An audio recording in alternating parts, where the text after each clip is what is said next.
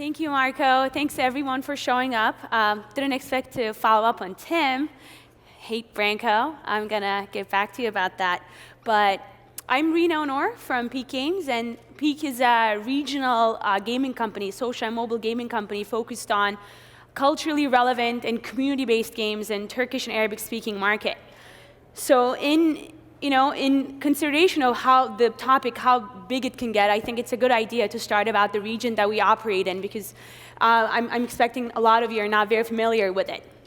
So Peak Games' home market, as I said, Peak is situated in Istanbul, Turkey, and we're targeting the Turkish and Arabic-speaking market.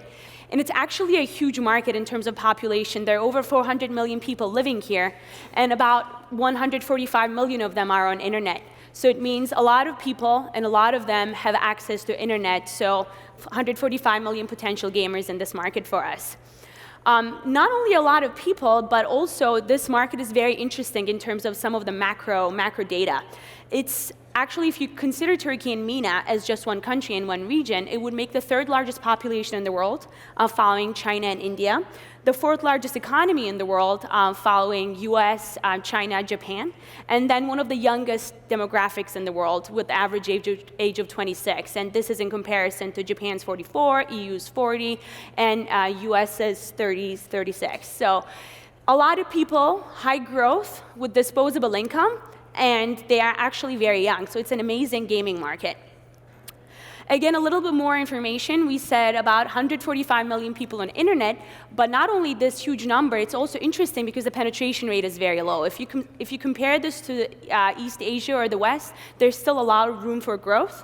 Again, an exciting market in terms of smartphones and tablets, because there are about 17 million smartphones and tablets in Turkey, 23 in the Middle East. And again, the penetration is very low, so there's ample room for growth.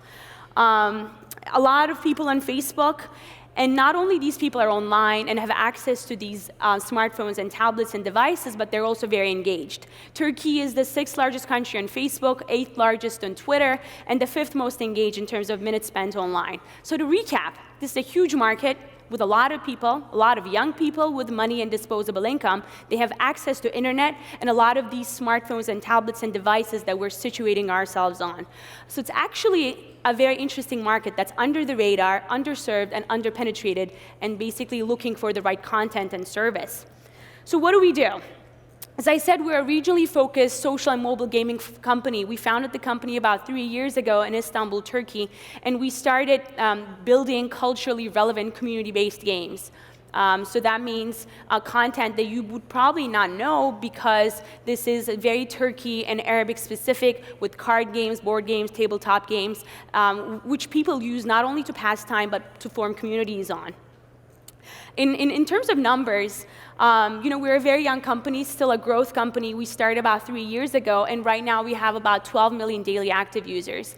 And to put that into comparison with some other global gaming giants around the world, it's 80 million with King leading the gaming world right now in social and casual and mobile. And after that, it's Singa with 20 million, and we have 12 million, not from the world, but coming from only the Turkish and Arabic-speaking market. So that's actually a very sizable number when you just look at one region. And about those 12 million people, on average, every day, 300,000 people are logging into our games at the same time, playing concurrently, which means this is actually a huge community that's online. In terms of the time we took to reach those numbers, it was very fast. And I think it was because we were at the right place at the right time with the right people, because we realized that there was this window of opportunity in Turkey and Arabic-speaking region where we realized that it was under the radar and very underserved. So we just wanted to provide some content. And initially, to begin with, we didn't even provide the best content, but because these people were so hungry for games that they were playing in the physical world, when it was brought to online and mobile, I think they gobbled it up. So actually, we were very fortunate enough to reach our first 10 million monthly active users landmark in about 300 days, which is much faster when you look at growth of huge networks like Twitter and Facebook. So I think this is a testament to the opportunities that lie in this market. Actually, the first game that we launched was this game called OK, which is a very culturally relevant game that has existed in the physical world in Turkey for generations. Actually, it's interesting because when we first launched this game, we didn't even have to put in a tutorial. It's a 4-person game, played together, with tiles. It's very simple, but it's loved. So when we brought it to online, people gobbled it up, and it actually led to an entire studio, which we call now Plus franchise, with culturally relevant, multiplayer synchronous board games, card games, and tabletop games. So these games are now the top grossing and most played games in the Turkish stores on Facebook, iOS, and Android. So basically, after OK, we end up creating many more games in that genre, and we reached about 65 million installations, and very profitable business just coming out of these culturally relevant games that are only known in our region, basically. So again, to recap, what we did in this region, which can be applied to different other regions like Japan or Korea or China, was that we picked the right content. So these games were played in the offline world for generations, in coffee houses, in each other's homes. People created communities around these games, and when we brought them to social and then to mobile, people actually started going to those coffee houses and playing the games, not physically, but on their laptops. So this is actually a specific, a very generic coffee house from Anatolia, and basically on these laptops, they're playing OK+, one of our games. So it's a very interesting phenomenon, what happened. The right execution means that we started building these teams, these studios that focused on one genre or one game type. They started with OK, took that experience, took it to OK+, 101+, Tavla+, and all of these other games that they started building, so they then understood what the consumer and what the audience wanted from them. So they basically used the experience of working together, understanding a market, and understanding a vertical, a genre, and applied it better and better. So another thing that helped us grow in this market was in picking the right content. We didn't only pick what was culturally relevant and only specific to this region and nowhere else. We also tried to pick games that had good metrics. So imagine whatever poker is to the US or mahjong is to the East, these games are that to the Turkish and Arabic-speaking region. So it's not like a farm game or a city-building game where you might get bored of it after 3 or 4 months. These games have been played for generations in the physical world, and we expect that they're going to be played in the digital or the cloud world for generations to come.